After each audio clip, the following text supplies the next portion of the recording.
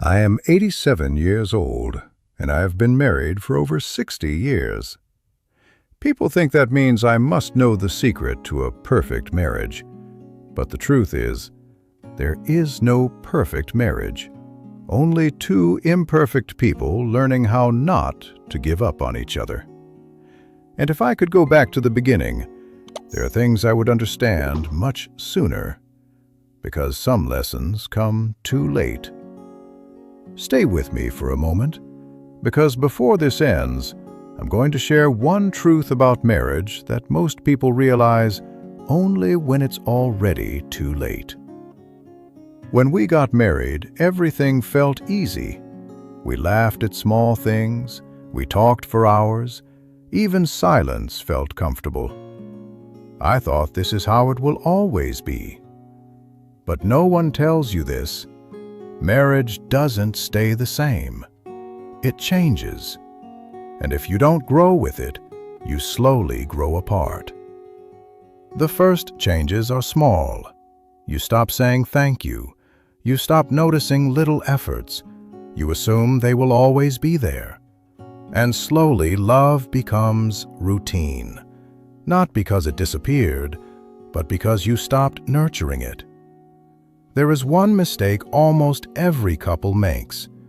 You start focusing on what's missing instead of what's still there. You compare, you complain, you remember every flaw but forget every sacrifice. And that's where distance begins. Not in one big fight, but in 1,000 small moments. We didn't fall apart in a single day. We drifted, like two people sitting in the same room but living in different worlds. We spoke but didn't listen. We lived together but stopped connecting. And that silence is more dangerous than any argument. One day I looked at the person I had spent decades with and realized something painful. I knew their habits, their schedule, their routine, but I didn't know their heart anymore. And that realization stays with you. Here is what 60 years teaches you. Love is not a feeling. Feelings come and go. Love is a decision to stay, a decision to understand, a decision to forgive even when your ego tells you not to. Most marriages don't fail because of lack of love. They fail because of ego. I'm right. They should apologize first. They don't understand me.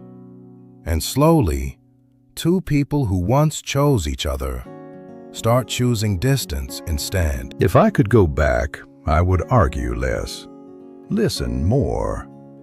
I would hold on to small moments instead of trying to win every disagreement. Because now I know being right is not what keeps a marriage alive. Being kind is. Marriage is not built on big gestures.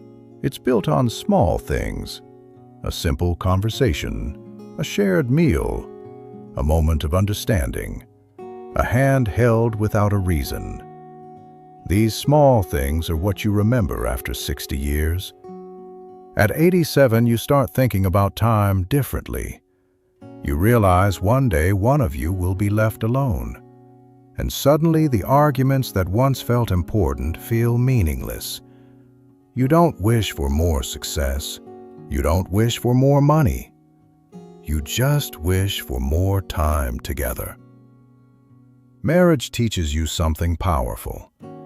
The person you marry will not stay the same, and neither will you. You will both change, grow, struggle, break, heal. And the real question is, will you choose each other again through all those versions? I told you I would ask you something. Here it is. If everything in your life disappeared tomorrow, your success, your comfort, your distractions, would you still choose your partner? Or have you just gotten used to them? Because after 60 years, I can tell you this. Marriage is not about finding the perfect person.